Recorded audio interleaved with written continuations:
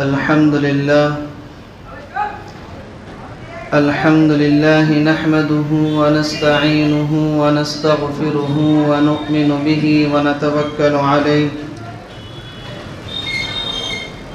ونعوذ بالله من شرور أنفسنا ومن سيئات أعمالنا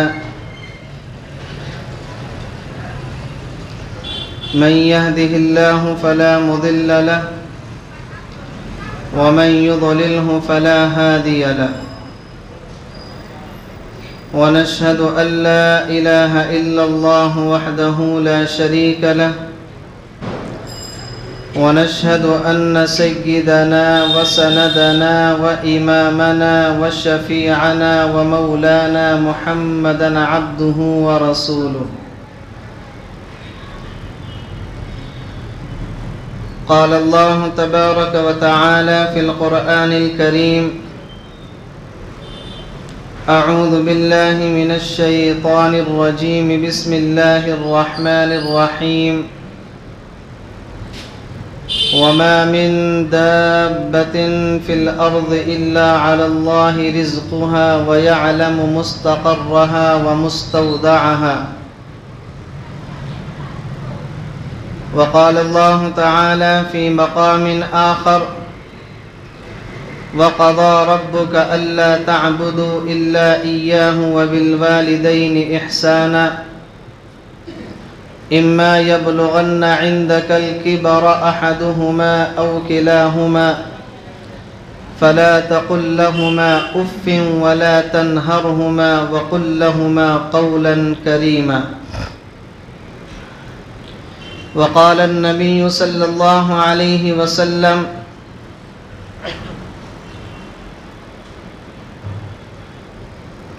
أكمل المؤمنين إيمانا أحسنهم خلقا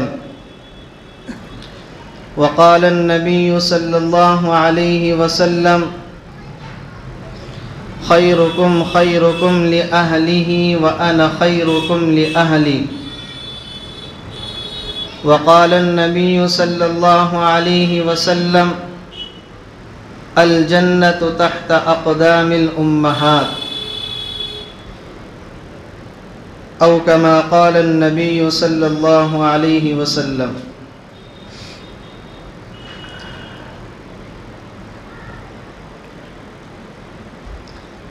محترم بزرگوں اور عزیز ساتھیوں،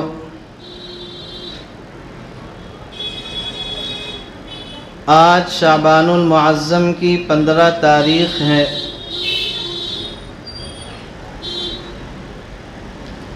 آج ہی کے دن ٹھیک 1 سال پہلے کتنے ہمارے رشتہ دار، کتنے ہمارے دوست و احباب، کتنے ہمارے اعزاء اقارب ہمارے ساتھ ان مجلسوں کے اندر شریک تھے۔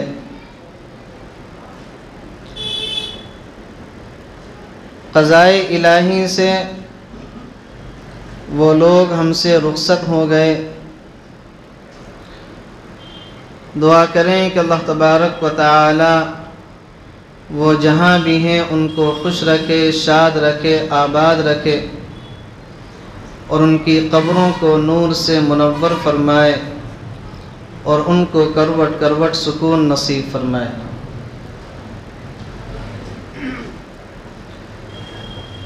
کتابوں کے اندر لکھا ہے کہ رجب کو باقی مہینوں پر وہ فضیلت حاصل ہے جو کلام اللہ شریف کو تمام آسمانی کتابوں پر فضیلت حاصل ہے۔ شعبان المعظم کو باقی تمام مہینوں پر وہ فضیلت حاصل ہے جو آقائے نامدار، فخر موجودات، سید المرسلین، امام الانبیاء، وجہ تخلیق کائنات، شافع محشر حضرت محمد مصطفیٰ صلی اللہ علیہ وسلم کو تمام انبیاء پر فضیلت حاصل ہے، اور رمضان کو باقی تمام مہینوں پر وہ فضیلت حاصل ہے جو اللہ تبارک و تعالی کو تمام مخلوقات پر فضیلت حاصل ہے۔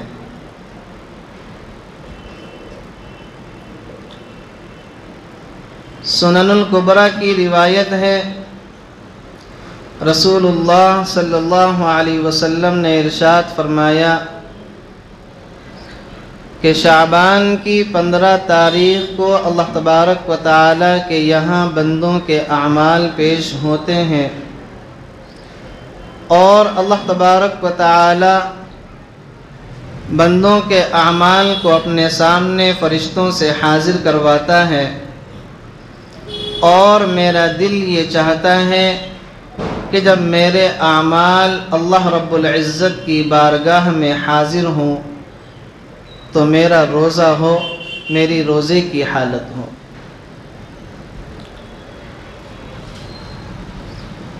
شعبان المعظم کی 15 تاریخ کو اللہ تبارک و تعالی اپنی شان کے مطابق آسمان دنیا پر نزول فرماتے ہیں،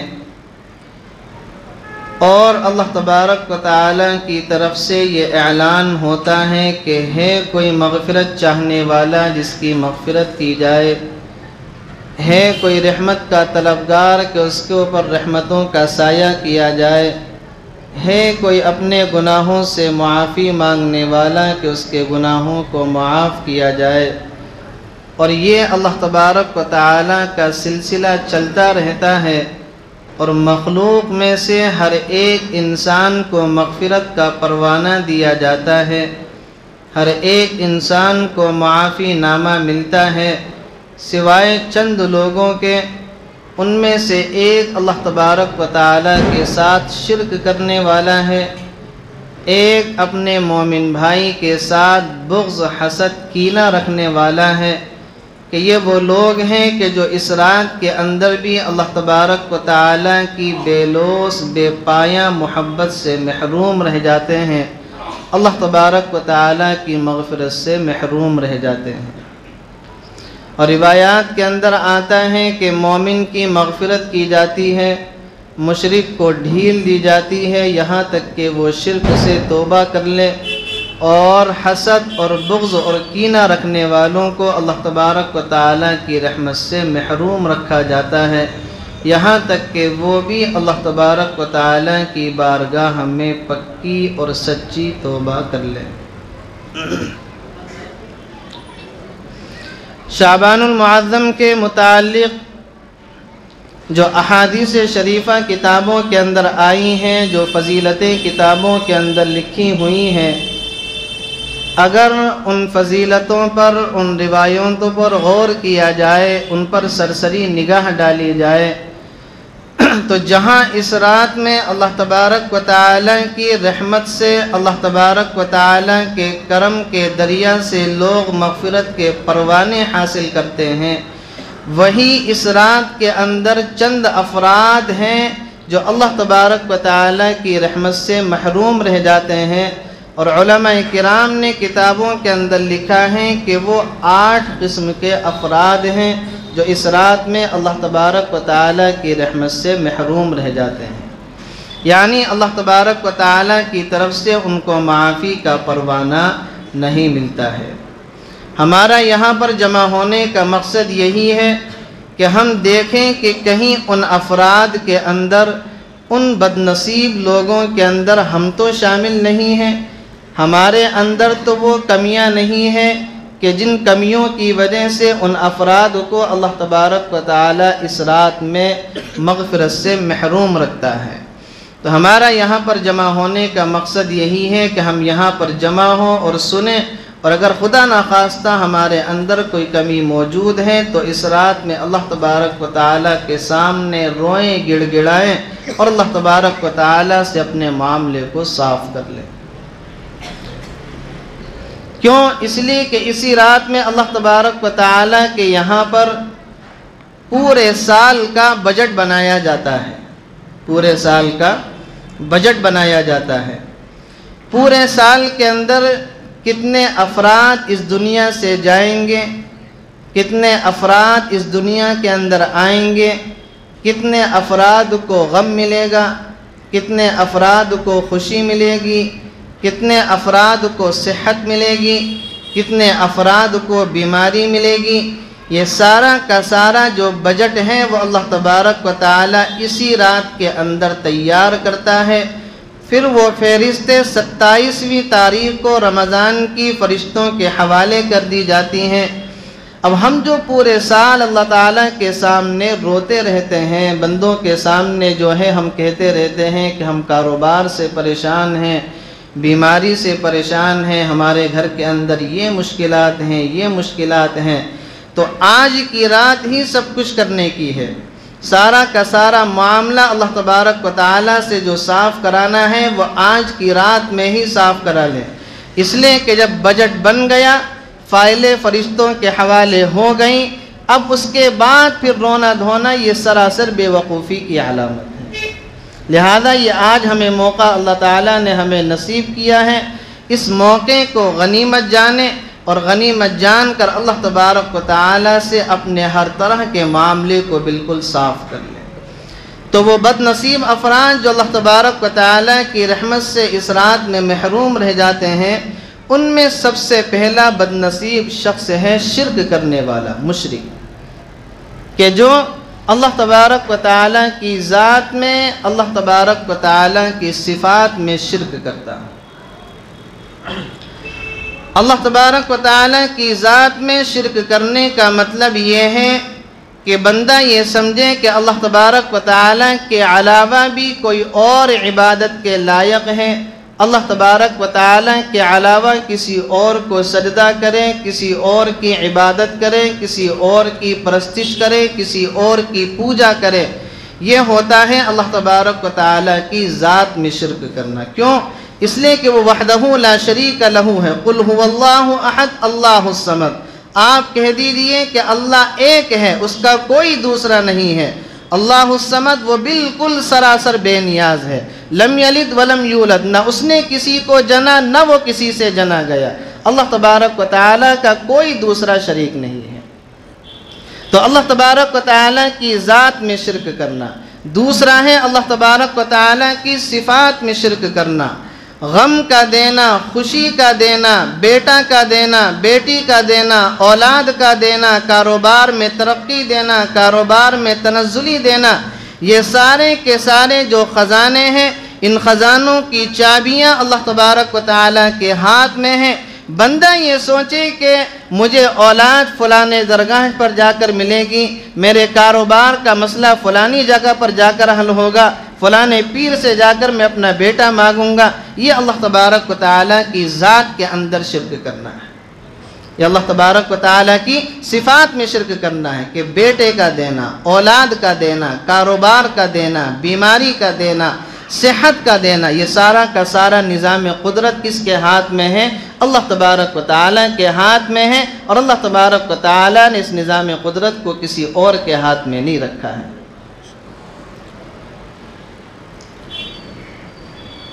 اللہ تبارک و تعالیٰ کو عالم الغیب جانے کہ تمام چیزوں کا جاننے والا صرف اللہ تبارک و تعالیٰ ہے۔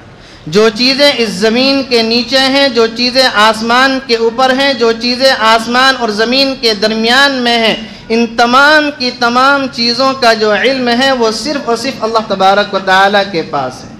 وہ کیا ہے؟ وہ عالم الغیب ہے۔ اب عالم الغیب اگر کوئی بندہ کسی نبی کو بنا لے، کسی ولی کو بنا لے، یہ بھی اللہ تبارک و تعالیٰ کی صفات میں شرک کرنا ہے۔ عالم الغیب والشہادہ وہو الحکیم الخبیر، عالم الغیب کی جو صفت ہے یہ اللہ تبارک و تعالیٰ نے اپنے متعلق قرآن کریم کے اندر بیان فرمائی۔ تو سب سے پہلا بد نصیب شخص کون ہے؟ مشرک، اللہ تبارک و تعالیٰ کے ساتھ شرک کرنے والا۔ اور شرک کی سزا کیا ہے؟ ان اللہ لا یغفر ان یشرک بہ ویغفر ما دون ذلک لمن یشاء، قیامت کے دن اللہ تبارک و تعالیٰ تمام گناہوں کو معاف کر سکتا ہے، لیکن شرک اتنا بڑا گناہ ہے، اتنا خطرناک گناہ ہے، اتنا عظیم گناہ ہے کہ اللہ تبارک و تعالیٰ شرک کو کسی بھی قیمت پر معاف نہیں کرے گا۔ ان الشرک لظلم عظیم، شرک تو بہت بھاری گناہ ہے۔ تو سب سے پہلی صفت کیا ہے؟ سب سے پہلا بد نصیب شخص کون ہے؟ اللہ تبارک و تعالیٰ کے ساتھ شرک کرنے والا۔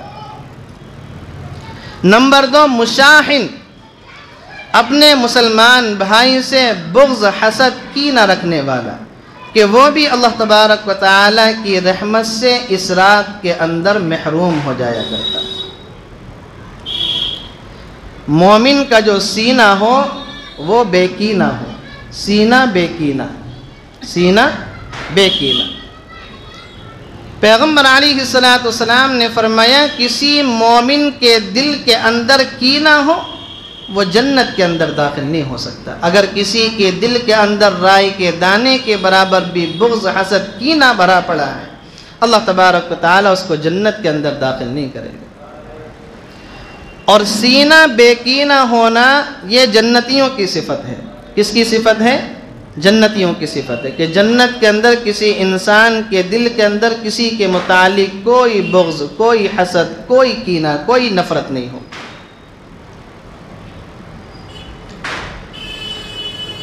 پیغمبر علیہ السلام بیٹھے ہوئے ہیں، صحابہ کرام بھی تشریف رکھے ہوئے ہیں۔ آپ علیہ السلام نے فرمایا ابھی تھوڑی دیر میں تمہارے درمیان میں ایک جنتی شخص آنے والا ہے۔ تو صحابہ کرام کے کان کھڑے ہو گئے کہ ہم بھی دیکھیں کہ آخر کون ہے کہ جس کو پیغمبر علیہ السلام کی زبان مبارک سے جنتی ہونے کی بشارت مل گئی۔ تھوڑی ہی دیر گزری تھی، ایک صاحب مسجد کے اندر داخل ہوئے۔ مسجد کے اندر داخل ہوئے، سارے لوگوں کو انہوں نے سلام کیا، اپنے چپل اٹھائے ایک کونے میں رکھے، پیغمبر علیہ السلام کی مجلس کے اندر شریک ہو گئے۔ مجلس ختم ہو گئی، سارے لوگ اپنے اپنے گھر چلے گئے۔ دوسرے دن بھی پیغمبر علیہ السلام کے پاس مجلس لگی ہوئی تھی۔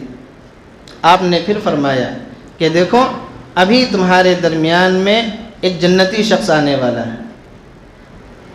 صحابہ کرام کے پھر کان کھڑے ہوئے۔ تھوڑی دیر گزری، ایک صاحب مسجد کے اندر آئے، سب کو سلام کیا، اپنی چپل ایک کونے میں رکھے اور پیغمبر علیہ السلام کی مجلس میں شریک ہو گئے۔ آپ کی تھوڑی سی دیر مجلس چلی، مجلس ختم ہو گئی، سارے لوگ اپنے گھر چلے گئے۔ تیسرا دن گزرا، آپ علیہ السلام کی مجلس لگی ہوئی ہے، صحابہ کرام پیغمبر علیہ السلام کے آس پاس میں پروانوں کی طرح بیٹھے ہوئے ہیں۔ اور آپ نے پھر صحابہ کرام سے فرمایا کہ ابھی تمہارے درمیان میں ایک جنتی شخص آنے والا ہے۔ صحابہ کرام کے کان اب زیادہ کھڑے ہو گئے، آج تو تیسرا دن ہے۔ پھر تھوڑی دیر گزری، وہی صاحب آئے، سب کو سلام کیا، اپنے چپل ایک کونے میں رکھے اور پیغمبر علیہ السلام کے ساتھ مجلس میں شریک ہو گئے۔ مجلس ختم ہو گئی۔ مجلس ختم ہونے کے بعد حضرت عبداللہ ابن عمر رضی اللہ عنہ، جو سیدنا عمر فاروق رضی اللہ عنہ کے بیٹے ہیں، وہ مجلس سے اٹھے، ان صاحب کے پاس گئے، کہنے لگے کہ والد صاحب سے گھر کے اندر کچھ جھگڑا وغیرہ ہو گیا، کسی بات پر انبن ہو گئی، آج رات گھر جو ہے قیام کرنے کا ارادہ نہیں ہے، آج رات آپ کے ساتھ جو ہے قیام کروں گا، اجازت ہے؟ کہا کہ مرحبا، اجازت ہے، بالکل تشریف لے کر چلے۔ گھر پر چلے گئے، عشاء کی نماز پڑھ کر گئے تھے، انہوں نے بھی کھانا کھایا، انہوں نے بھی کھانا کھایا، انہوں نے بھی سونے سے پہلے دعا پڑھی، انہوں نے بھی دعا پڑھی، یہ بھی سو گئے، وہ بھی سو گئے، فجر کی اذان ہوئی، مؤذن نے آواز دی، یہ بھی پیغمبر علیہ السلام کے پاس مسجد میں تشریف لے آئے، سیدنا عبداللہ ابن عمر رضی اللہ عنہ بھی مسجد کے اندر تشریف لے آئے، دونوں نے پیغمبر علیہ السلام کے پیچھے نماز پڑھی۔ دن گزر گیا، گزرنے کے بعد رات کے پھر حصے میں سیدنا عبداللہ ابن عمر رضی اللہ عنہ نے کہا کہ آج رات آپ کے پاس اور قیام کروں گا۔ کہا کہ ٹھیک ہے، جیسے انہوں نے رات گزاری ویسے انہوں نے رات گزاری۔ دونوں نے اگلے دن فجر کی نماز پیغمبر علیہ السلام کے ساتھ پڑھی، پھر پورا دن ایسے گزر گیا۔ تیسرے دن پھر عبداللہ ابن عمر ان کے پاس آئے، کہا کہ آج رات اور قیام کرنا چاہتا ہوں۔ قیام کی اجازت دے دی، دونوں رات میں سو گئے، ایک ہی وقت پر سوئے، ایک ہی وقت پر اٹھیں، دونوں نے فجر کی نماز پڑھی، اور نماز پڑھنے کے بعد جو ہے اب سیدنا عبداللہ ابن عمر رضی اللہ عنہ نے کہا کہ میں نے پیغمبر علیہ السلام کی زبان مبارک سے آپ کے متعلق 3 دن تک لگاتار جنتی ہونے کی بشارت سنی کہ آپ نے فرمایا کہ فلاں شخص آنے والے ہیں، وہ جنتی ہیں، اور تینوں دن آپ آئے، لیکن میں نے آپ کے ساتھ جو 3 دن گزارے ہیں ان 3 دن کے اندر میں نے آپ کے اندر کوئی ایسا خاص عمل تو نہیں دیکھا کہ جو عمل میرے عمل سے ممتاز ہو، کچھ مجھ سے الگ ہو۔ آخر وہ کون سا عمل ہے کہ جس عمل کی وجہ سے پیغمبر علیہ السلام نے تمہیں جنتی ہونے کی بشارت دی ہے؟ کہا کہ کچھ بھی نہیں ہے، آپ نے بھی میرے ساتھ رات گزاری، میں نے بھی آپ کے ساتھ رات گزاری، آپ نے بھی ہم دونوں نے ساتھ ساتھ میں فجر کی نماز پڑھی، ایسا تو ہمارا کوئی خاص عمل نہیں ہے۔ ہاں البتہ اتنا ضرور ہے کہ جب میں رات کو سوتا ہوں تو سونے سے پہلے میں 5 منٹ کے لیے اللہ تبارک و تعالیٰ کی طرف متوجہ ہوتا ہوں، اور متوجہ ہونے کے بعد اللہ تبارک و تعالیٰ سے دعا کرتا ہوں کہ یا اللہ آج کے دن میں نے جتنے بھی اچھے کام کیے ہیں ان میرے تمام اعمال کو قبول فرما، اور جتنی مجھ سے غلطیاں ہوئی ہیں ان تمام غلطیوں کو معاف فرما، اور میرے دل کے اندر میرے کسی مسلمان بھائی کی طرف سے نہ کوئی کینہ ہے، نہ کوئی بغض ہے، نہ کوئی حسد ہے۔ اے اللہ تو گواہ ہے کہ میرا دل تمام مسلمانوں کی طرف سے بالکل صاف ہے۔ بس یہ اتنا سا عمل، کہا کہ یہی عمل ہے کہ جس کی وجہ سے پیغمبر علیہ السلام نے آپ کو دنیا کے اندر جنتی ہونے کی بشارت دی۔ تو آپ اندازہ لگائیں، مختصر سا عمل ہے کہ انسان رات کو سوتے وقت اپنے دل کو تمام لوگوں کی طرف سے بالکل پاک اور صاف کر کے سوئے، اور اللہ تبارک و تعالیٰ کی طرف سے جنتی ہونے کی بشارت دے دے۔ جنت کتنی سستی ہے اگر ہم ذرا سا غور کر لیں۔ لیکن ہمارے دلوں کی حالت کیا ہے؟ ہمارا معاملہ یہ ہے کہ اگر اینٹ کا جواب جب تک ہم پتھر سے نہیں دیتے ہیں تو ہمارے دل کو ٹھنڈک نہیں ملتی۔ محلے کے اندر کسی سے لڑائی ہو گئی، رشتہ داروں میں کسی سے لڑائی ہو گئی، بھائی بھائی کی آپس میں لڑائی ہو گئی، باپ بیٹے کی لڑائی ہو گئی، تو جب تک اس کو اینٹ کا جواب پتھر سے نہیں دے دیں گے ہمارے کلیجوں کے اندر ٹھنڈک نہیں پڑتی۔ جب تک اس کو زمین کے اندر ہم نہ گاڑ دیں، جب تک ہم اس کو زمین کے اندر نہ پہنچا دیں، تب تک ہمارے دل کو چین، اطمینان اور سکون حاصل نہیں ہوتا۔ کہ یہ پیغمبر علیہ السلام والا طریقہ ہے، یہ صحابہ کرام والا طریقہ ہے، یہ اولیاء اللہ والا طریقہ ہے۔ آپ علیہ السلام کا طریقہ، صحابہ کرام کا طریقہ تو ایسا تھا کہ صحابہ کرام تو اپنے دلوں کو تمام لوگوں کی طرف سے صاف رکھا کرتے تھے۔ آج ذرا ہم اپنے دلوں کا جائزہ لیں کہ ہمارا دل بھائی کی طرف سے بھی کھٹا ہے، ہمارا دل باپ کی طرف سے بھی کھٹا ہے، ہمارا دل رشتہ داروں کی طرف سے کھٹا، ہمارا دل پڑوسیوں کی طرف سے کھٹا، ہمارا دل محلے والوں کی طرف سے کھٹا۔ کون سا انسان اس دنیا کے اندر ایسا ہے کہ جس کو ہم نے نہیں بخشا ہے؟ کون سا انسان ہے؟ ہر ایک کی طرف سے اپنے دل کے اندر بغض پال رکھا ہے، ہر ایک کی طرف سے اپنے دل کے اندر حسد پال رکھا ہے۔ حتیٰ کہ علماء کرام کو ہم لوگوں نے نہیں چھوڑا، علماء کرام کے متعلق اپنے دلوں کے اندر بغض رکھتے ہیں، فلاں عالم ایسے، فلاں عالم ایسے، فلاں ایسے، فلاں ایسے۔ ان کے اعمال ان کے ساتھ، تمہارے اعمال تمہارے ساتھ، وہ اپنی قبر میں جائیں گے، تم اپنی قبر میں جاؤ گے۔ ان کی طرف سے زبان گندی کر کے اپنی آخرت کو کیوں برباد کر رہے؟ بڑے بڑے علماء کرام کے متعلق ہم نے لوگوں کی زبان سے ایسے ایسے سخت الفاظ سنے ہیں کہ اللہ تبارک و تعالی رحم کا معاملہ فرمائے۔ مولانا رشید احمد گنگوہی رحمۃ اللہ علیہ فرمایا کرتے تھے کہ جو شخص کسی عالم کے خلاف بکواس کرتا ہو، مرنے کے بعد اس کی قبر کو کھول کر دیکھ لینا، اس کا چہرہ کعبے کی طرف سے ہٹا ہوا ہوگا۔ کعبے کی طرف سے اللہ تبارک و تعالی اس کے چہرے کو پھیر دے گا۔ کیوں؟ العلماء ورثۃ الانبیاء، علماء انبیاء کے وارث ہیں، اور انبیاء کسی کو دینار اور درہم کا وارث نہیں بناتے ہیں، انبیاء اپنے علوم کا لوگوں کو وارث بنایا کرتے ہیں، اور انہی علوم کو ان علماء کرام نے سنبھال رکھا ہے۔ ہم اپنی زبان کو استعمال کس کے خلاف کر رہے ہیں؟ ہم ذرا بھی یہ نہیں سوچتے۔ کوئی شخص ہماری نظر میں ایسا نہیں کہ جس کے اندر جو ہے جس کی طرف سے ہمارا دل کھٹا نہ ہو، کسی کو نہیں چھوڑتے، کسی کو نہیں چھوڑتے۔ اپنا حال تو کیا بیان کریں، نہ مسجد کے مؤذنوں کو چھوڑیں گے، نہ اماموں کو چھوڑیں گے، اماموں کے پیچھے نماز پڑھیں گے، ان کی طرف سے بغض، حسد، کینہ دلوں میں بھرا پڑا ہے۔ بتائیں اللہ تبارک و تعالی ان کی نمازوں کو کہاں قبول کر لے؟ جس امام کی طرف سے تمہارا دل ہی صاف نہیں ہے، جس امام کی طرف سے تمہارے دل کے اندر حسد بھرا پڑا ہے، بغض بھرا پڑا ہے، کینہ بھرا پڑا ہے، اللہ تعالیٰ تمہاری نمازوں کو کیسے قبول کر لے؟ تو سینہ بے کینہ ہونا چاہیے، سینہ بے کینہ ہونا چاہیے، اور یہ جنتی آدمی کی صفت ہے۔ اور یہ بد نصیب آدمی ایسا ہے کہ اللہ تبارک و تعالیٰ کی رحمت سے اس رات کے اندر بھی محروم ہو جایا کرتا ہے۔ تیسرا شخص ہے مدمن الخمر، شراب کو پینے والا، کہ شراب کا پینے والا اللہ تبارک و تعالیٰ کی رحمت سے اس رات میں محروم ہو جایا کرتا ہے۔ ایک وہ انسان کہ جس نے کبھی شراب پی، شراب پینے کے بعد اللہ تعالیٰ سے توبہ کی اور پھر اس نے کبھی شراب کو ہاتھ نہیں لگایا، وہ اس کے اندر داخل نہیں ہے۔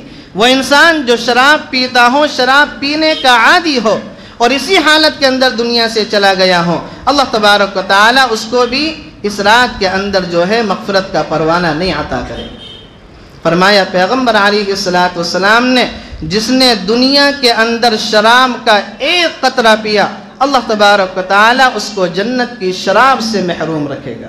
اور جنت کی شراب کیا ہے؟ شراباً طہورا، شراباً طہورا۔ اور شراب کی خاصیت کیا ہے؟ لا یصدعون عنہا ولا ینزفون۔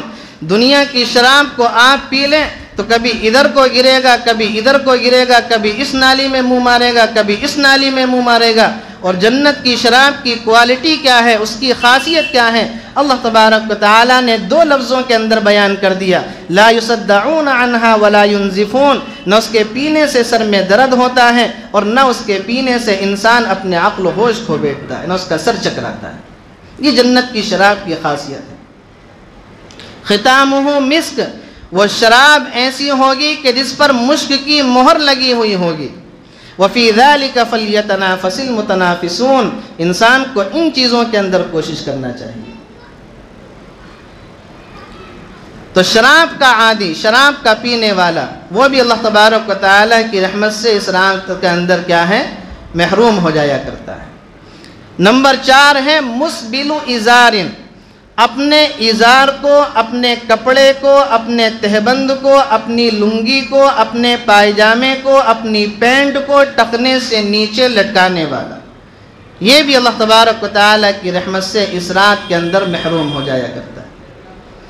اور کپڑے کو ٹخنے سے نیچے لٹکانا دو شرطوں کے ساتھ، ایک ہے قائماً اور ایک ہے ازالاً نازلاً، کہ جو کپڑا ٹخنوں سے نیچے لٹکایا جا رہا ہو وہ اوپر سے نیچے کی طرف آ رہا ہو۔ جیسے ہم لوگ شلوار پہنتے ہیں، لنگی پہنتے ہیں، پینٹ پہنتے ہیں، پائجامہ پہنتے ہیں، یہ سارے کے سارے کپڑے وہ ہیں جو اوپر سے نیچے کی طرف آتے ہیں، جو اوپر سے نیچے کی طرف آتے ہیں، یہ ہے نازلن کا مطلب۔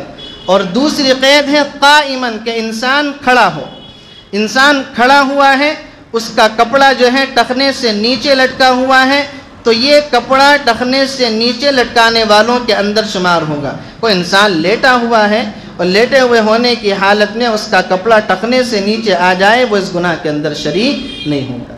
لہذا عورتوں کو یہ حکم ہے کہ وہ اپنے کپڑوں کو ٹخنے سے نیچے لٹکائیں، اور مردوں کو یہ حکم ہے کہ اپنے کپڑوں کو ٹخنے سے اونچا رکھیں۔ عورتوں کو یہ حکم ہے کہ اپنے کپڑوں کو، اپنے ٹخنے کو ڈھانپے رکھیں، اور مردوں کو یہ حکم ہے کہ اپنے ٹخنوں کو ہمیشہ کھلا رکھیں۔ لہذا جو کپڑا نیچے کی طرف سے پہنا جائے گا، جیسے موزہ ہے، کیا ہے؟ موزہ ہے، اس کو نیچے کی طرف سے پہنتے ہیں تو موزہ اس چیز کے اندر شامل نہیں ہوگا۔ کپڑا ایسا ہو جو اوپر کی طرف سے پہنا ہوا ہو، اور ایسا کپڑا کہ انسان کھڑا ہوا ہو، جب یہ دونوں قید ہوں گی تب وہ کپڑا ٹخنے سے نیچے لٹکانے والوں کے اندر شمار ہوگا، ورنہ شمار نہیں ہوگا۔ مسبل ازار، اپنے کپڑے کو ٹخنے سے نیچے لٹکانے والا، اس کا گناہ کیا ہے؟ اللہ تبارک و تعالیٰ اس کو اس رات کے اندر مغفرت کا پروانہ نہیں عطا کرے گا۔ کیوں؟ پیغمبر علیہ السلام نے فرمایا جس ٹخنے کو کپڑے سے ڈھانپ دیا گیا ہو اللہ تبارک و تعالیٰ اس ٹخنے کو جہنم کی آگ کے اندر داخل کرے گا۔ اتنا سخت گناہ ہے، اور یہ وہ سخت ترین گناہ ہے کہ جس گناہ کے اندر ہم دن کے اکثر اوقات شامل رہتے ہیں۔ جیسے بعض گناہ ایسے ہوتے ہیں کہ اس کے اندر انسان ہر وقت جو ہے شامل رہتا ہے۔ کوئی انسان داڑھی رکھے ہوئے ہے تو دن کے 24 گھنٹے کے اندر جو ہے وہ ہمیشہ کیا ہے؟ ثواب کے اندر شامل ہے۔ کوئی انسان داڑھی کو مونڈنے والا ہے تو دن ہو یا رات برابر گناہ کے اندر کیا ہے؟ شریک رہے گا۔ دن ہو یا رات ہو، سفر ہو یا حضر ہو، سردی ہو یا گرمی ہو، برسات ہو یا جاڑا ہو، ہر وقت، ہر گھڑی، ہر منٹ، ہر سیکنڈ اس گناہ کے اندر شامل رہے گا۔ کون سا گناہ؟ داڑھی مونڈنے والا گناہ۔ اسی طریقے سے اپنے کپڑے کو ٹخنے سے نیچے لٹکانے والا گناہ ہے کہ یہ وہ گناہ ہے کہ اس کے اندر انسان دن کے اکثر اوقات کے اندر کیا ہے؟ شریک رہتا ہے۔ تو اس چیز میں ذرا سی احتیاط کریں۔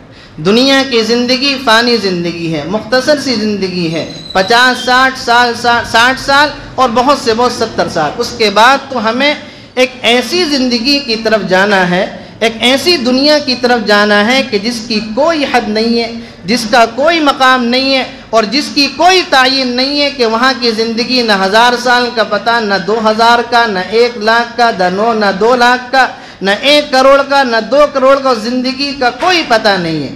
تو فانی زندگی کی وجہ سے ہم باقی زندگی کو اپنی برباد کیوں کریں؟ یہ تھوڑی سی زندگی ہے، یہ تھوڑی سی زندگی اللہ تبارک و تعالیٰ کی مرضی کے مطابق گزار دیں، پھر آخرت کے اندر من چاہی زندگی انشاءاللہ گزاریں گے۔ دنیا کے اندر رب چاہی گزار لیجئے، آخرت کے اندر پھر اللہ تبارک و تعالیٰ تمہیں من چاہی عطا کرے گا۔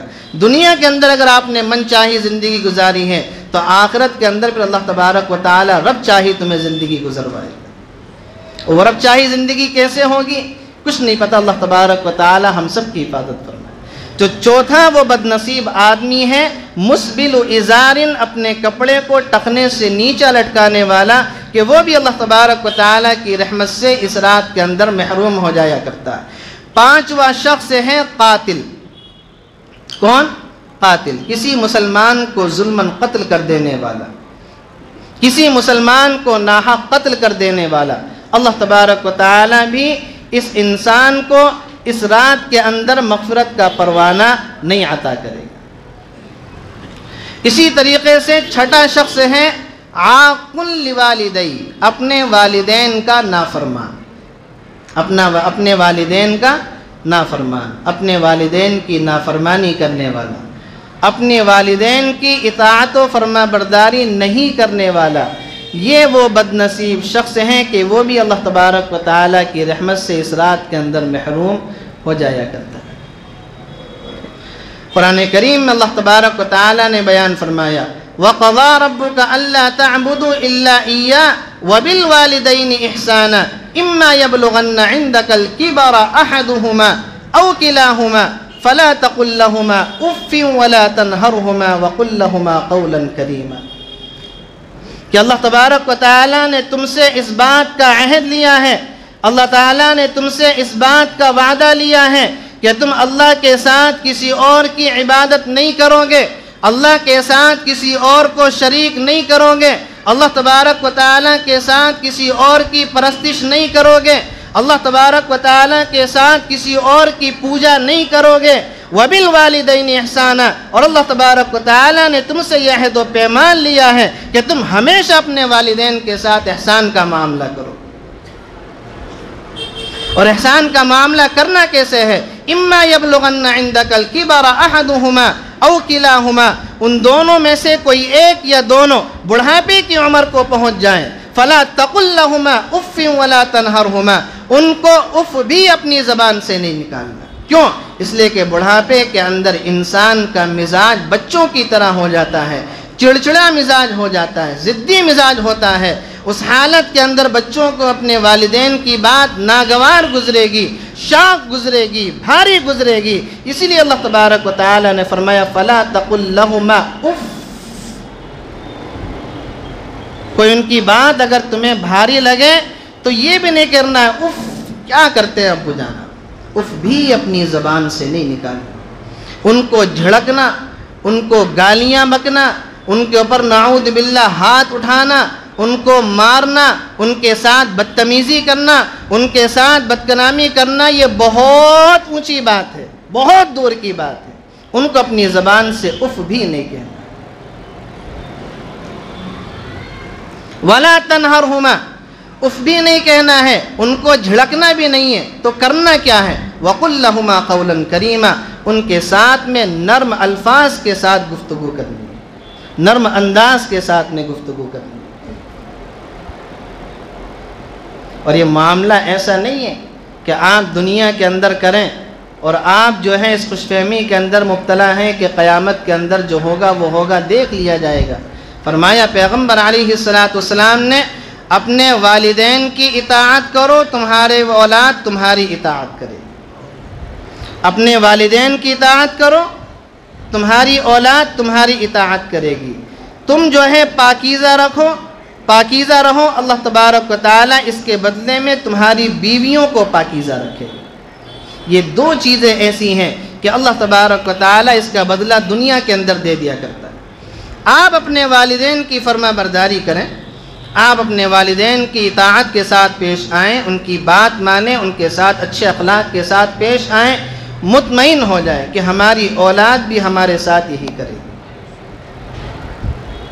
اپنے والدین کے ساتھ اچھی زندگی گزاریں یہ سوچ کر کہ ہمیں بھی بڑھاپے کے اندر اچھی زندگی گزارنی ہے۔ اور اچھی زندگی کیسے گزاریں گے کہ آپ اپنے والدین کے ساتھ جب اچھا معاملہ کریں گے، آپ کی آنے والی اولاد، آپ کی آنے والی نسل آپ کے ساتھ اچھا معاملہ کرے گی۔ اگر آپ اپنے والدین کے ساتھ خدا نخواستہ برا معاملہ کریں، ان کو جھڑکے، ان کے ساتھ بدتمیزی کے ساتھ پیش آئیں، اور آپ پھر یہ امید رکھیں کہ ہماری اولاد ہماری بڑھاپے میں خدمت کرے گی، ہمیں پانی پلائے گی، ہمیں کھانا کھلائے گی، ہمیں گھر کے اندر رکھے گی، ہمیں 2 وقت کا کھانا، 2 جوڑی کپڑے پہنائے گی، اس غلط فہمی کو آج ہی اپنے دماغ سے نکال دیجیے۔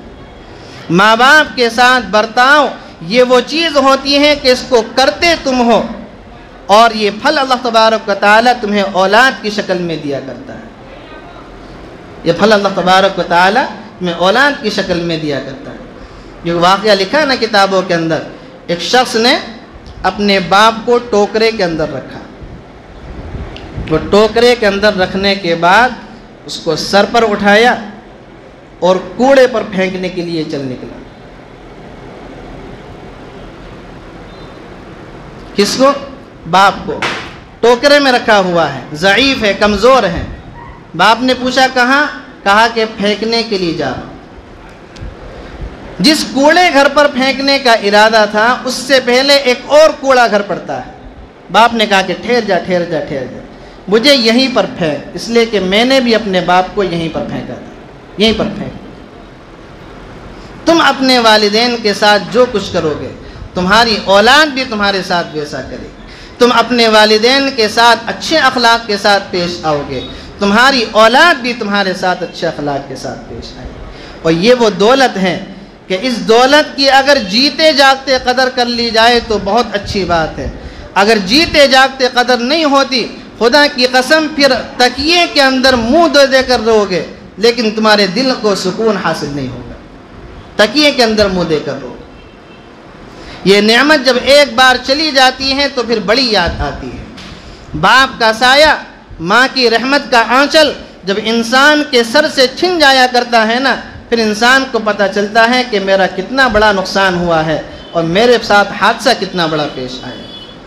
پیغمبر علیہ السلام کے صحابی حضرت علقمہ رضی اللہ عنہ، آخری وقت ہے، آپ علیہ السلام کے پاس خبر پہنچائی گئی کہ اللہ کے نبی، آپ کے جانثار صحابی علقمہ زندگی کے آخری لمحات میں ہیں لیکن دم نہیں نکلنا۔ کلمہ پڑھوا رہے ہیں، کلمہ زبان سے جاری نہیں ہو رہا۔ پیغمبر علیہ السلام کو جب پتہ چلا، آپ نے صحابہ کرام کے ساتھ دوڑ لگا دی۔ آپ نے صحابہ کرام کے ساتھ دوڑ لگا دی۔ آپ نے فرمایا علقمہ کلمہ پڑھو، کہا کہ اللہ کے نبی زبان سے نہیں پڑھا جا رہا۔ آپ نے فرمایا کہ پڑھو، اللہ کے نبی زبان سے نہیں پڑھا جا رہا۔ آپ نے پوچھا اس کا گھر میں کوئی ہے، اس کا ماں، اس کا باپ؟ فرمایا ہاں اس کی ماں زندہ۔ کہا کہ ماں کو بلاؤ۔ حضرت علقمہ رضی اللہ عنہ کی ماں آئی، پوچھا علقمہ کا تمہارے ساتھ کیا معاملہ تھا؟ کہا کہ اللہ کے نبی آپ سے بات کو کیا چھپانا، میری بات کو ترجیح نہیں دیا کرتا تھا، اپنی بیوی کی بات کو زیادہ ترجیح دیا کرتا تھا۔ جتنی بات اپنی بیوی کی مانتا تھا اتنی بات میری نہیں مانتا تھا، اور اللہ کے نبی اس نے مجھے اس بات سے تکلیف دی ہے، میں اس کو معاف نہیں کروں گی، میں اس کو معاف نہیں کروں گی۔ پیغمبر علیہ السلام نے فرمایا صحابہ کرام سے، بھائی لکڑیاں جمع کرو۔ پوچھا کیوں؟ کہا کہ علقمہ کو جلانا ہے۔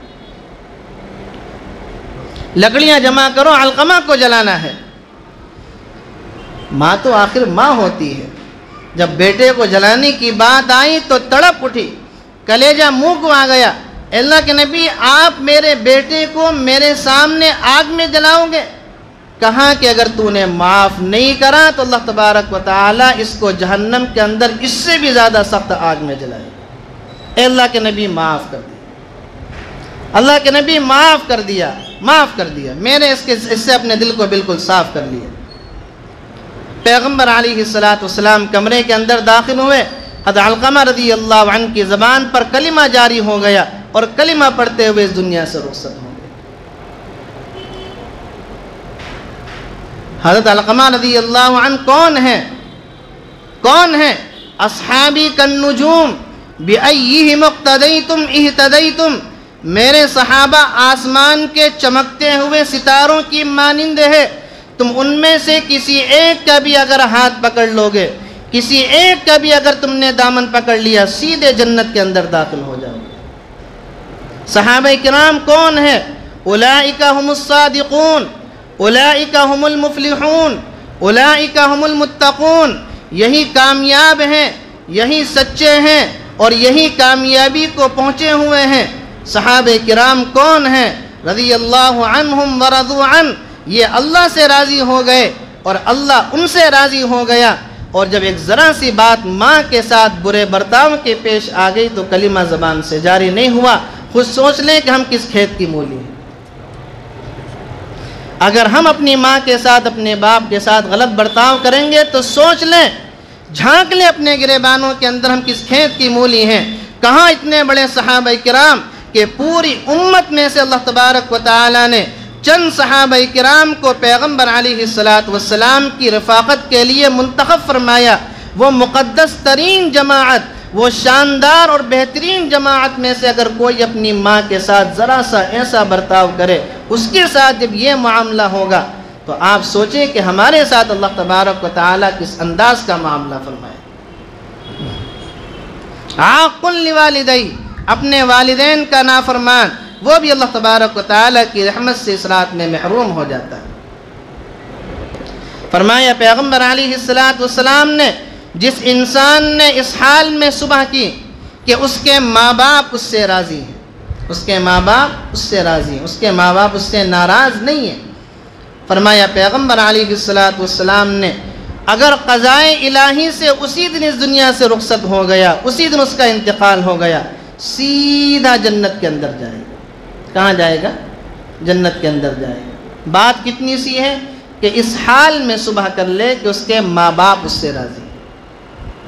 اور فرمایا آپ نے اگر کوئی انسان اس حال کے اندر صبح کرے کہ اس کے ماں باپ اس سے ناراض ہیں، یا اس کے ماں باپ میں سے کوئی ایک اس سے ناراض ہے، اگر اسی دن مر گیا سیدھا جہنم کے اندر جائے۔ کہاں جائے گا؟ سیدھا جہنم کے اندر۔ الجنت تحت اقدام الامہات، جنت کو اللہ تعالیٰ نے ماں کے قدموں کے نیچے رکھا ہے۔ امام شافعی رحمۃ اللہ علیہ کتنے بڑے اپنے وقت کے امام ہیں، اللہ تبارک و تعالیٰ نے کتنے فضل و کمالات سے ان کو نوازا تھا۔ 12 سال کی عمر میں فتویٰ دینے لگے تھے۔ 12 سال کی عمر میں امام شافعی رحمۃ اللہ علیہ فتویٰ دینے لگے تھے۔ پون پارے کے حافظ اپنی ماں کے پیٹ سے پیدا ہوئے تھے۔ کون؟ امام شافعی رحمۃ اللہ علیہ۔ باغ کے اندر جو پھل آتے ہیں، میٹھے میٹھے جو پھل آتے ہیں، وہ پھل کوئی ایسے ہی آسمان سے نہیں ٹپک جاتے۔ ان پھلوں کے پیچھے کسان کی اور باغبان کی ایک بہت بڑی محنت ہوا کرتی ہے، اور یہ بات کتابوں کے اندر لکھی ہے، کوئی بھی تجربہ کر کے دیکھ لیں۔ ماں اگر امید سے ہو، اسی حالت کے اندر اگر کثرت سے قرآن پاک کی تلاوت کرے، جہرن سرن نہیں، آواز سے تلاوت کرے، ہلکی آواز سے نہیں، اتنی آواز سے تلاوت کریں کہ جو جان اس کے پیٹ کے اندر ہے اس جان تک وہ آواز پہنچ جائے۔ کیسے پہنچے گی؟ وہ اللہ پہنچائے گا۔ کوئی لڑکی، کوئی ماں اگر امید سے ہے اور امید ہونے کی حالت میں اگر جہرن قرآن کریم کی تلاوت کر لے، اور اسی حالت میں کچھ دنوں کے بعد اس کے گھر میں بچے کی ولادت ہو جائے، ولادت ہونے کے بعد ماں قرآن کریم کی تلاوت کو جاری رکھیں، اس حالت تک جاری رکھیں جب تک اس کا بچہ مکتب کے اندر نہ داخل ہو جائے۔ آپ دیکھنا، مکتب کے استاد سے پوچھنا کہ جن پاروں کی ماں نے زچگی کی حالت میں اور بعد میں ولادت کے بعد میں کثرت سے تلاوت کی تھی، بچہ ان پاروں کا جلدی حافظ ہو جایا کرتا ہے۔ بچہ ان پاروں کا جلدی حافظ ہو جائے۔ کیوں؟ اس لیے کہ بچوں کے جو کان ہوتے ہیں، اس بچے کا جو دل ہوتا ہے اس آواز سے، ان حروف سے، ان الفاظ سے مانوس ہوتا ہے۔ جو پارے ولادت کی حالت میں پڑھے جاتے ہیں کثرت سے، اور اس کے بعد بھی بچہ مکتب میں جب تک داخل ہو جائے، وہ پارا بچہ جو ہے اور پاروں کے مقابلے میں جلدی حفظ کر لیا کرتا ہے۔ تو امام شافعی رحمۃ اللہ، یہ عمل کوئی بھی کر کے دیکھ لے، کوئی بھی کر کے دیکھ سکتا ہے۔ تو امام شافعی رحمۃ اللہ علیہ اپنی ماں کے پیٹ سے پون پارے کے حافظ پیدا ہوئے تھے۔ 12 سال کی عمر میں فتویٰ دینے لگے تھے۔ آپ ذرا سوچیں، امام شافعی کے پیچھے ان کی ماں کی کتنی بڑی محنت تھی، ان کی ماں کا کتنا بڑا کردار تھا۔ اور آج کل کی ہماری مائیں کے جو حالات ہیں بیان کرنے کے قابل نہیں ہے۔ ہر ایک کو اپنے گھر کی حالت اچھے سے معلوم ہے، کیا حالت ہے، بیان کرنے کی ضرورت نہیں۔ 12 سال کی عمر میں فتویٰ دینے لگے، اور اتنا لڑکپن تھا، اتنا لڑکپن تھا، ایک مرتبہ درس دینے کے دوران جو تپائی آگے رکھی ہوئی ہوتی تھی، جو ٹیبل آگے رکھی ہوتی تھی، وہاں پر حدیث کی کتاب رکھی ہوئی تھی، ایک چڑیا حدیث کے درس کے دوران آ کر بیٹھ گئی۔ امام شافعی نے اپنی پگڑی اتاری اور چڑیا کے اوپر رکھ دی، چڑیا کو بند کر دیا۔ اتنا لڑکپن تھا طبیعت کے اندر، اتنا زیادہ۔ 12 سال کے بچے کی عمر کیا ہوتی ہے، لیکن علم میں اتنی مہارت کے فتویٰ دیتے تھے۔ اور فتویٰ ایسا نہیں تھا کہ اونٹ پٹانگ فتویٰ ہوتا تھا، وہ فتویٰ بڑے بڑے علماء کی نگاہ میں قدر کی نگاہ سے دیکھا جاتا تھا۔ امام شافعی رحمۃ اللہ علیہ ایک رات اپنی ماں کے پیروں کو چوم رہے تھے، اپنی ماں کے پیروں کو چوم رہے تھے، اور ماں سوئی ہوئی تھی۔ جب ماں کو تھوڑی سی آہٹ ہوئی تو ان کی آنکھ کھلی تو وہ دیکھا کہ امام شافعی رحمۃ اللہ علیہ، جس کے علم و فضل کا ڈنکا بج رہا تھا، وہ امام شافعی میرے تلوے چاٹ رہا ہے، میرے پیروں کو چوم رہا ہے۔ بیٹا کیا کر رہے ہو؟ رات کی اس تاریکی کے اندر کیا کر رہے ہو؟ کچھ نہیں ماں، الجنت تحت اقدام الامہات، جنت کو اللہ تعالیٰ نے تیرے قدموں میں رکھا ہے، اپنی جنت کو چاٹ رہا، اپنی جنت کو چوم رہا۔ جنت کو اللہ تعالیٰ نے تیرے قدموں میں رکھا ہے نا، تو اسی جنت کو چوم رہا ہوں، اسی جنت کو چاٹ رہا ہوں۔ عاق لوالدین، اپنے والدین کی نافرمانی کرنے والا۔ اس لیے جن حضرات کے والدین اس دنیا کے اندر حیات موجود ہیں، موقع غنیمت جانیں، موقع غنیمت جانیں، اپنے معاملے کو صاف کر لیں، اپنی انا کو اور اپنی نفس کی بڑائی کو ایک طرف رکھ کر اپنے معاملے کو صاف کر لیں، ورنہ آخرت کے اندر کیا، دنیا کے اندر ہی تمہارے ساتھ پھر بہت برا ہونے والا ہے۔ اور اگر اس دنیا سے خدا نخواستہ رخصت ہو گئے تو ان کی قبر پر جا کر ان کے لیے رحمت کی دعائیں کریں، ان کے لیے ایصال و ثواب کریں، ان کے جو ملنے والے ہیں، ان کو جو دوست و احباب ہیں اور ان کے جو اعزاء قارب ہیں ان کے ساتھ اچھا معاملہ کریں۔ اس کی برکت سے اللہ تبارک و تعالی تمہیں ماں باپ کے فرما برداروں کی فہرست کے اندر شمار کرتے ہیں۔ تو پانچواں کون ہے؟ عاق لوالدیہ، اپنے والدین کی نافرمانی کرنے والا، وہ بھی اللہ تبارک و تعالی کی رحمت سے اس رات کے اندر محروم ہو جایا کرتا ہے، نہیں چھٹاتا ہے۔ ساتواں ہے زنا کرنے والا، کہ جو انسان زنا کرے گا، جو انسان زنا کا عادی ہو، زنا صرف زنا ہی نہیں ہوتا بلکہ آنکھوں کا بھی زنا ہوتا ہے، کانوں کا بھی زنا ہوتا ہے، زبان کا بھی زنا ہوتا ہے۔ تمہاری آنکھیں کسی غیر محرم کو دیکھیں، یہ آنکھوں کا زنا۔ تمہاری زبان کسی غیر محرم عورت کا تذکرہ کرے، یہ تمہاری زبان کا زنا۔ تمہارے ہاتھ کسی غیر محرم کی طرف بڑھیں، یہ تمہارے ہاتھوں کا زنا۔ تمہارے پیر زنا کی طرف چل کر جائیں، یہ تمہارے پیروں کا زنا۔ اور یہ سارے کے سارا آدمی زنا کے اندر شامل ہوگا۔ وَلَا تَقْرَبُوا الزِّنَا إِنَّهُ كَانَ فَاحِشًا، زنا کے قریب بھی نہیں جانا ہے۔ زنا کے قریب جانے کا مطلب یہ ہے کہ جن اسباب کی وجہ سے، جن چیزوں کی وجہ سے بندہ زنا کے قریب جاتا ہے، ان چیزوں کو بھی اختیار نہیں کرنا ہے، ان چیزوں کو بھی چھوڑنا ہے۔ تو زنا کرنے والا یہ ایسا ہے کہ یہ بھی اللہ تبارک و تعالیٰ کی رحمت سے اس رات کے اندر محروم ہو جایا کرتا ہے۔ اور آٹھواں شخص سب سے آخری، قاطع الرحم، رشتہ داریوں کو توڑنے والا، رشتہ ناتوں کو توڑنے والا، اپنے دوستوں سے، اپنے رشتہ داروں سے رشتہ داریوں کو ختم کرنے والا، قاطع الرحم، یہ بھی اللہ تبارک و تعالیٰ کی رحمت سے کیا ہے؟ محروم ہو جایا کرتا ہے۔ حدیث شریف کے اندر آتا ہے کہ رشتہ داری، رحم جس کو عربی میں کہتے ہیں، یہ اللہ تبارک و تعالیٰ کے عرش کے ساتھ میں لٹکی ہوئی ہے، اور اللہ تبارک و تعالیٰ سے کہتی ہے کہ اللہ جو مجھے جوڑے تو اس کو جوڑ دے، اور جو مجھے توڑے تو اس کو توڑ دے۔ یہ رشتہ داری اللہ تبارک و تعالیٰ سے دعا کرتی ہے، لہذا اپنے رشتہ داروں کے ساتھ، اپنے گھر والوں کے ساتھ اچھا معاملہ کریں۔ رشتہ داروں میں، گھر والوں میں اور آپ کے خاندان میں کسی سے لڑائی ہے، اپنی انا کو ایک طرف رکھ دیجئے، اپنی ناک کو ایک طرف رکھ دیجئے۔ کسی سے معافی مانگنے سے آپ کی ناک انشاءاللہ نہیں کٹے گی۔ فرمایا پیغمبر علیہ السلام نے، من تواضع للہ رفعہ اللہ، جو اللہ کے لیے تواضع اختیار کرتا ہے، جو اللہ کے لیے عاجزی اختیار کرتا ہے، اللہ اس کو بلند کیا کرتا ہے۔ اور آپ نے فرمایا معاف کرنے سے اگر کسی کی عزت گھٹے، آ کر مجھ سے لے لیں۔ کتنے بڑے الفاظ ہیں! معاف کرنے سے اگر کسی کی عزت میں کچھ کمی آ جائے تو قیامت کے دن مجھ سے لے لینا، میں اس کی عزت کے اندر اضافہ کر دوں۔ تو رشتہ داروں سے معافی مانگنے سے، رشتہ داروں کے ساتھ اچھا سلوک کرنے سے، رشتہ داروں کے ساتھ اپنے رشتے کو جوڑنے سے، اگر تمہاری ناک نیچی ہوتی اس کو ایک طرف رکھ دیجئے اور اپنے رشتہ داروں کے ساتھ رشتہ ناتوں کو جوڑیے، ورنہ اس رات کے اندر اللہ تبارک و تعالیٰ کی رحمت سے کیا ہے؟ محروم ہو جائیں گے۔ یہ وہ 8 بد نصیب افراد ہیں جو اس رات کے اندر اللہ تبارک و تعالیٰ کی رحمت سے کیا ہو جاتے ہیں؟ محروم ہو جاتے ہیں۔ اب یہ رات بڑی بابرکت رات ہے، بڑی فضیلت والی رات ہے، اور شیطان کب چاہے گا کہ انسانوں کا بھلا ہو جائے؟ شیطان کب چاہے گا کہ مسلمان اللہ تبارک و تعالیٰ سے اپنے معاملے کو صاف کر لیں؟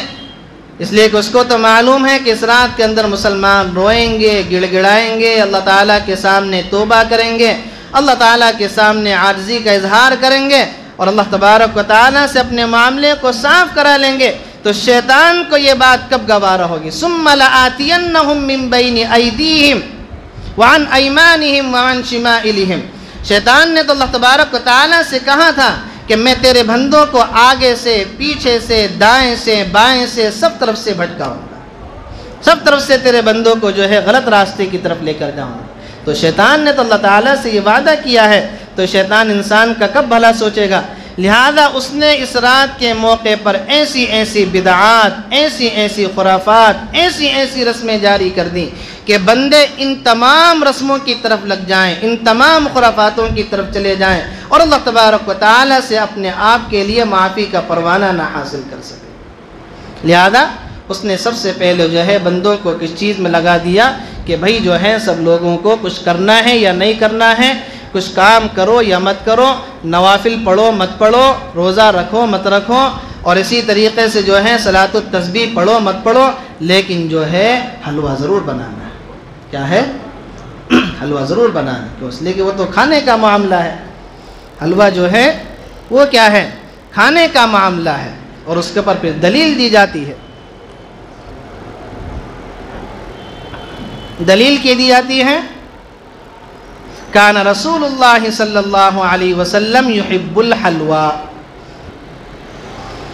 کہ حضور صلی اللہ علیہ وسلم کو کیا پسند تھا؟ حلوہ پسند تھا۔ اتنی جہالت، اتنی بڑی جہالت، اتنی بڑی عربی سے ناواقفیت کہ اللہ کی پناہ۔ حلوہ عربی زبان میں کہتے ہیں کسی میٹھی چیز کو، عربی زبان میں کہتے ہیں کسی میٹھی چیز کو، لیکن عقلوں پر ایسے پردے پڑے کہ عربی زبان کے لفظ کو اردو زبان میں استعمال کر لیا۔ اس حلوہ سے آج کل کا جو ایجاد کردہ حلوہ ہے اس حلوے کو مراد لے لی۔ اتنی بڑی جہالت۔ اور یہ حدیث حضرت عائشہ صدیقہ رضی اللہ عنہا سے مروی ہے، فرماتی ہیں کان رسول اللہ صلی اللہ علیہ وسلم یحب الحلوہ، آپ علیہ السلام میٹھی چیز پسند فرماتے تھے۔ یہ تو بتا دیں کہ میٹھی چیز آپ علیہ السلام کب پسند فرماتے تھے؟ شب برات میں پسند فرماتے تھے، یہ کہاں پر لکھا ہے؟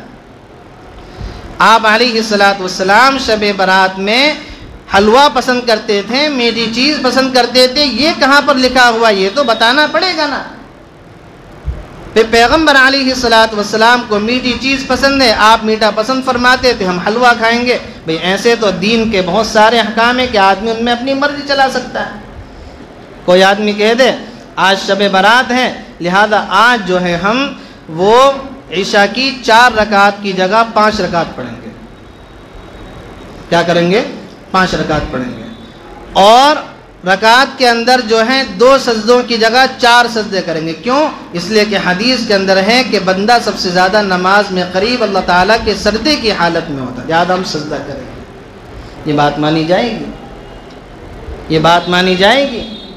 کوئی انسان کہنے لگے کہ بھئی روزہ رکھنے کا جو ہے بہت بڑا اجر و ثواب ہے، ہم جو ہے پورے رمضان کے مہینے بھی روزہ رکھیں گے، اور ہم جو ہے عید کے دن بھی روزہ رکھیں گے، ہم جو ہے عید کے دن بھی روزہ رکھیں گے۔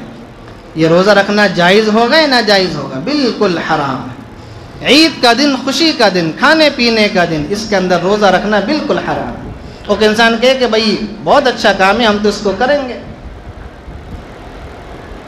کوئی یہاں سے جو ہے رمضان میں عمرے کے لیے جائے اور کہیں کہ حج کرنے کا اللہ تعالیٰ نے بڑا اجر و ثواب رکھا ہے، پتہ نہیں پھر موقع ملے یا نہ ملے، آنا ہو یا نہ آنا ہو، پیسے ہوں یا نہ ہو، زندگی ہو یا نہ ہو، حج کو ہی نمٹاتے چلیں۔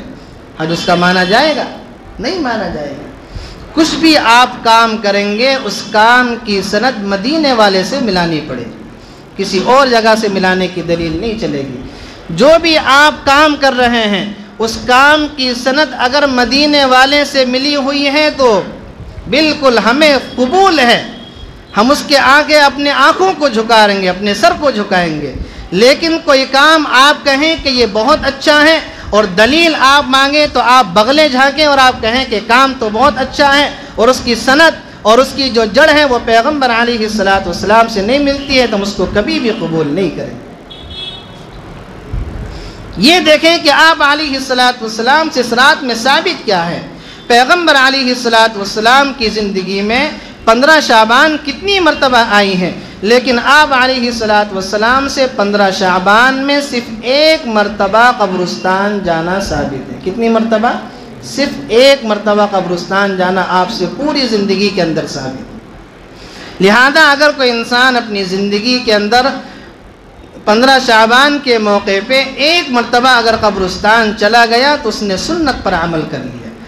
ہر سال جانا، نئے کپڑے پہن کر جانا، نئی ٹوپی لگا کر جانا، عطر لگا کر جانا، اپنے ساتھ میں پوری کی پوری دوستوں کی ٹولیاں بنا کر جانا، یہ پیغمبر علیہ السلام کا طریقہ نہیں، یہ صحابہ کرام کا طریقہ نہیں ہے۔ آپ زندگی میں 1 بار گئے ہیں، آپ بھی 1 مرتبہ چلے جائیے، اس کے بعد اپنے مرحومین کو، اپنے رشتہ داروں کو اپنے گھر سے بخش دیں، اپنے گھر سے ان کو کچھ پڑھ کر بخش دیں، ان کو پہنچا دیں، اللہ تبارک و تعالی اسی پر انشاءاللہ ان کی مغفرت کر دے گا۔ قبرستان جانا کوئی بری بات نہیں ہے، لیکن آج کل کے ماحول کے اندر جو ہمارے یہاں بدعات اور خرافات دیکھنے میں آتی ہیں، ان کو دیکھ کر یہی لگتا ہے کہ پھر نہ جانا بہتر ہے، اپنے گھر سے ہی اپنے مردوں کو جو پہنچانا ہے پہنچا۔ تو کیا ہے، اس رات کے اندر جو ہے بھئی حلوہ پکایا جائے گا۔ اب کوئی حلوہ اگر نہ بنائے تو اس کو تانے دیے جاتے ہیں، یہ جو ہیں کنجوس ہیں، یہ جو ہوتے ہیں کنجوس ہوتے ہیں، ان کی جو ہے خرچ کرنے سے جان نکلتی ہے۔ تو اتنا بھی کوئی اچھا کام نہیں ہے، اتنا بھی ضروری کام نہیں ہے کہ اس کو جو ہے اتنا ضروری سمجھ لیا جائے کہ آپ دوسروں کو اس کی وجہ سے تانے دیں، یہ بالکل غلط بات ہے۔ اس موقع پر حلوہ کا کہیں ذکر نہیں ملتا، اور بعض لوگوں نے تو اتنی بڑی جرات کی، یہ کہنے لگے کہ اس موقع پر پیغمبر علیہ السلام کے دندان مبارک شہید ہوئے تھے، لہذا آپ علیہ السلام نے حلوہ نوش فرمایا تھا۔ آپ علیہ السلام کے دندان مبارک جنگ احد شوال کے مہینے میں ہوئی تھی، شوال کے مہینے میں آپ کے دندان مبارک شہید ہوئے تھے۔ یہ شعبان ہے، وہ شوال کا موقع تھا، کہاں کی اینٹ کہاں کا روڑا، بھانبتی نے کنبا جوڑا۔ تو کہنے لگے کہ آپ علیہ السلام کے دندان مبارک شہید ہو گئے، تو اب اس لیے حلوہ کا، یہ سب غیر ضروری چیز، ان چیزوں سے احتراز کریں۔ اگر پیغمبر علیہ السلام سے واقعی محبت کا آپ کا دعویٰ ہے، زبانی جمع خرچ نہیں، دل سے اگر واقعی آپ کا محبت کا دعویٰ ہے، تو کام وہ کریں جو آپ سے ثابت ہیں، آپ کے صحابہ کرام سے ثابت ہیں۔ اور اگر زبانی جمع خرچ آپ کر رہے ہیں اور کام وہ کر رہے ہیں جو دنیا رسماً کر رہی ہے، تو اللہ کے رجسٹر کے اندر جو ہے آپ کا نام مسلمان نہیں ہو سکتا، دنیا کے رجسٹروں میں، نگر پالیکا میں آپ کا نام مسلمان ہو سکتا ہے۔ کام وہ کریں جو اللہ سے ثابت ہیں، اللہ کے رسول سے ثابت ہیں، اگر آپ واقعی مسلمان۔ اسی طریقے سے اس موقع پر کیا ہے، شیطان نے نوجوانوں کو کاموں پر لگا دیے کہ کیا ہے، پٹاخے چھوڑے جائیں۔ مسلمانوں کا لاکھوں روپیہ اس آتش بازی کے اندر برباد ہوتا ہے۔ اگر پورے ہندوستان کے مسلمانوں کا پیسہ جوڑا جائے تو لاکھوں سے بھی زیادہ تعداد پہنچے گی، جو صرف بیکار اور بے فضول خرچ ہو جاتے کس کام میں، آتش بازی کے اندر، اور حالانکہ اس کا کہیں سے کہیں تک کوئی ثبوت نہیں ہے۔ اسی طریقے سے قبرستان جو ہے ٹولیاں بنا بنا کر جانا، سڑکوں پر جو ہے گاڑیاں چلا چلا کر بھاگنا، یہ سارے کے سارے وہ کام ہیں کہ جن کی وجہ سے اسلام بدنام ہوتا ہے۔ اسلام پر ذرا تھوڑا سا تو خیال رکھا کریں۔ ہمارے نوجوانوں کو اتنا بھی شعور نہیں ہے کہ ہم جو کام کر رہے ہیں اس کام سے اسلام ہمارا کتنا بدنام ہوتا ہے۔ شب برات کے موقع پہ شاہ بلاقی کی طرف اپنی بائکیں لے جانا، سول لائنز کی طرف لے کر جانا، ادھر اسٹیشن کی طرف لے کر جانا اور بائکوں کی ریس لگانا، اس ریس لگنے کے نتیجے میں کتنی جانوں کا نقصان ہوتا ہے اور اسلام پر کتنی آنچ ہوتی ہے، کتنا بدنام ہوتا ہے اسلام، یہ ہم نے کبھی سوچا؟ تو کام وہ کریں کہ جس سے اللہ بھی خوش ہو، اللہ کا پیارا نبی بھی خوش ہو۔ وہ کام نہ کریں کہ جس سے اللہ کو بھی تکلیف ہو اور اللہ کے پیارے رسول کو بھی تکلیف ہو۔ اسی طریقے سے عورتوں کا بازاروں کے اندر جانا، یہ سارے بیکار بے فضول کام ہیں۔ اس لیے ساری کی ساری حدیثوں پر اگر غور کیا جائے تو شب برات کے متعلق صرف دو چیزیں، کان کھول کر سننے صرف دو چیزیں ملتی ہیں۔ دنیا کے لوگ آپ کو بہت کچھ بتائیں گے جوڑ سانٹ کر کے، یہ نماز، یہ نماز، یہ سب کچھ، لیکن ساری حدیثوں پر اگر نظر ثانی کی جائے، ان پر غور کیا جائے، تو اس رات میں صرف دو باتیں ثابت ہیں، قیام اللیل اور اگلے دن کا روزہ، یہ صرف دو باتیں ثابت ہیں۔ ان دو کے علاوہ کوئی تیسری اگر کوئی بات ہے وہ پیغمبر علیہ السلام سے ثابت نہیں ہو سکتی، وہ مدینے سے نکل کر نہیں آئی ہوئے گی، وہ کسی اور جگہ سے نکل کر آئی ہو۔ قیام اللیل کا مطلب یہ ہے کہ آپ رات میں عبادت کریں، جتنی آپ سے ہو سکے، جتنی آپ سے ہو سکے اتنی عبادت کریں۔ 2 رکعت کی طاقت ہے 2 رکعت پڑھیں، 4 رکعت کی طاقت ہے 4 رکعت پڑھیں، 10 رکعت کی طاقت ہے 10 رکعت پڑھیں۔ طاقت نہیں ہے، استطاعت نہیں ہے، ہمت نہیں ہے، نہیں پڑھیں، اور نہ پڑھنے کی وجہ سے کسی کو لعن و طعن نہ کریں، کسی کو لعن طعن نہ کریں۔ وہ دیکھو فلاں صاحب تو آرام سے سو رہے ہیں اور ہم جو ہے اللہ تعالیٰ کی عبادت کر رہے ہیں، ہم جو ہے، یہ گھمنڈ بھی بعض مرتبہ ایسا ہوتا ہے کہ انسان کی ساری نیکیوں کو برباد کر دیتا ہے۔ ایک فارسی کے بڑے مشہور شاعر ہیں، ان کا نام ذہن نہیں آ رہا، ایک مرتبہ اپنے والد کے ساتھ تہجد کی نماز پڑھنے کے لیے اٹھے۔ جب نماز پڑھنے کے لیے اٹھے تو گھر کے تمام افراد سو رہے تھے، یہ دونوں تہجد کی نماز پڑھنے کے لیے اٹھے تو کہنے لگے اپنے والد صاحب سے کہ والد صاحب امی بھی سو رہی ہیں، بہن بھی سو رہی ہیں، سب لوگ تو سو رہے ہیں اور ہم لوگ جو ہے تہجد کی نماز پڑھ لیں۔ والد صاحب نے کہا کہ اس سے بہتر تو یہ تھا کہ تو بھی سوتا رہے، اس سے بہتر تو یہ تھا کہ تو بھی سوتا رہتا، کہ کم سے کم تجھے دوسرے پر انگلی اٹھانے کا تو موقع نہیں ملتا۔ ہماری حالت بالکل یہی ہے، اگر کوئی نماز نہ پڑھے، اگر کوئی اس رات کے اندر عبادت نہ کرے تو اس کے اوپر فوراً فتویٰ لگ جاتا ہے، فوراً انگلی اٹھا دیتے ہیں کہ یہ دیکھو یار یہ آدمی اچھا نہیں ہے۔ اچھے ہم ہیں کہ ہم 2 رکعت جامع مسجد میں پڑھ لیں، 2 رکعت شاہی مسجد میں پڑھ لیں، 2 رکعت دارالطلبہ لال باغ میں پڑھ لیں، 2 رکعت ابراہیمی مسجد میں، 2 رکعت شاہی بلاقی کے اندر عبادت کی عبادت ہو گئی، مٹر گشتی بھی ہو گئی۔ ایسا نہیں، ایک جگہ عبادت کریں، یکسوئی سے عبادت کریں، اللہ تبارک و تعالیٰ کے ساتھ خشوع اور خضوع کے ساتھ عبادت کا تعلق جو جتنی آپ سے ہو سکے، 2 رکعت کی ہو 2 رکعت پڑھ لیں، 20 رکعت کی ہو 20 رکعت پڑھ لیں۔ اگلے دن کا روزہ یہ نفلی روزہ ہے۔ آپ علیہ السلام نے فرمایا اس رات میں بندوں کے اعمال پیش ہوتے ہیں، میرا دل یہ چاہتا ہے کہ جب میرے اعمال اللہ کے سامنے جائیں تو میں روزے کی حالت سے ہوں۔ یہ نفلی روزہ ہے، رکھ لو گے تو ثواب ہے، نہ رکھو گے تو کوئی عذاب نہیں۔ لہذا روزہ نہ رکھنے کی وجہ سے اپنے آپ کو جو ہے وقت کا قطب ابدال سمجھنا، اپنے آپ کو شیخ عبد القادر جیلانی سمجھنا اور سامنے والے کو حقیر سمجھنا، تو سارے دن بھوکے پیاسے رہو گے، ملنے والا کچھ نہیں ہے۔ سارا دن بھوکا پیاسے رہو گے، ملنے والا کچھ نہیں ہے۔ ملے گا تب جب دوسروں کی طرف سے اپنے دل کے اندر احترام ہوگا، اپنے دل کے اندر عزت ہوگی، اپنے دل کے اندر وقار ہوگا۔ تو ایک قیام اللیل ہے کہ عبادت کر لیں جتنی آپ سے ہو سکے، ایک اگلے دن کا روزہ ہے، استطاعت ہے، دل کر رہا ہے تو رکھ لیں، ورنہ نہ رکھیں تو اس پر کوئی عذاب نہیں ہے، اور نہ رکھنے کی وجہ سے کسی کو لعن و طعن نہ کریں۔ یہ تو بات ختم ہو گئی۔